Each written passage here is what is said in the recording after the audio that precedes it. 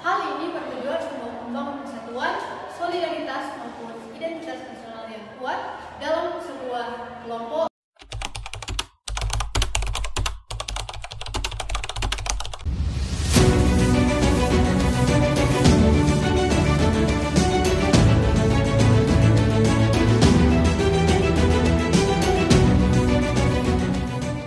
Saya akan menceritakan kronologi tentang bentrokan antar ormas di Bitung. Kapolres Bitung AKBP Tommy Bambang mengatakan bahwa insiden ini berawal ketika organisasi masyarakat Manguni Makasio mengajukan izin keramaian untuk perayaan hari ulang tahun mereka.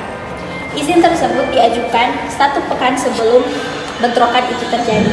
Menurut Tommy, acara itu pun diberikan izin.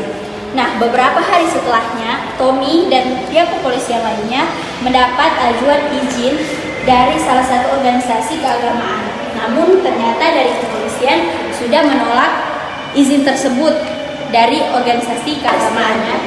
Di hari kejadian, ternyata ormas keagamaan tetap melaksanakan aksi keramaian tersebut dan terjadi bentrokan dengan adat Manguni Makasio yang sedang melaksanakan aksi keramaian juga. Nah, kekacauan terjadi secara tiba-tiba. Mereka saling menyerang dengan senjata tajam, berteriak dan memberikan kekacauan yang lainnya juga. Nah, kita masuk dari dampak dari terjadinya konflik yang ada di Bitung. Dampak pertama adalah korban jiwa dan cedera. Sebanyak 1 orang tewas dan 2 orang lainnya itu mengalami luka-luka. Nah, hal ini merupakan salah satu penyebab yang paling tragis di kejadian ini.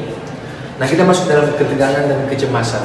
Konflik tersebut menciptakan ketegangan dan kecemasan di antara anggota masyarakat, terutama yang tinggal di Bitung. Selanjutnya adalah ketidakstabilan sosial. Konflik ini mempengaruhi aktivitas yang ada di Bitung, seperti aktivitas ekonomi, aktivitas pendidikan, dan juga aktivitas sosial. Nah, selanjutnya itu adalah polarisasi masyarakat. Konflik ini bisa memicu polarisasi di antara masyarakat. Seperti salah satu contoh polarisasi adalah sepertinya dia lebih memilih ormas ini ketimbang ormas ini. Nah, dampak tersebut menggambarkan betapa seriusnya konflik ini.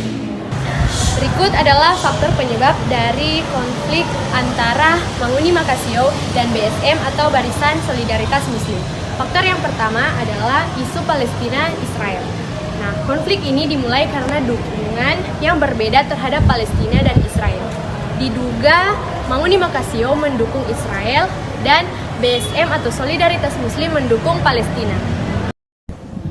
Nah, faktor yang kedua adalah kurangnya pemahaman.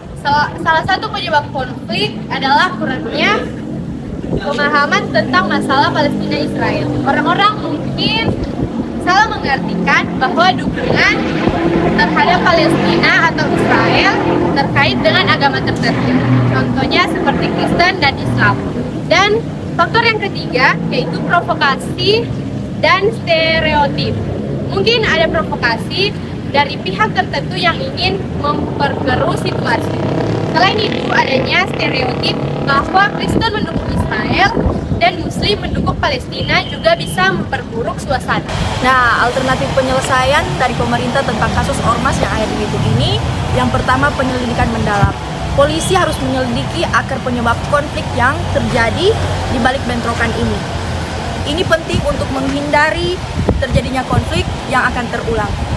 Yang kedua, pengawasan media sosial. Meningkatkan pengawasan terhadap konten di media sosial yang dapat memicu konflik dan kekerasan. Nah, yang ketiga, mengajak masyarakat untuk menggunakan media sosial dengan tepat dan bertanggung jawab. Dengan mengambil langkah-langkah ini, diharapkan konflik yang akan terjadi cepat diselesaikan dan tidak akan lagi terjadi konflik yang akan mendatang.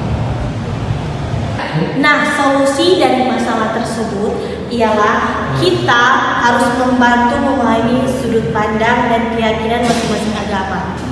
Mendorong saling menghargai toleransi antar umat beragama dan juga harus menjaga komunikasi yang baik dengan pemerintah agar terhindar dari konflik yang sudah kami bahas.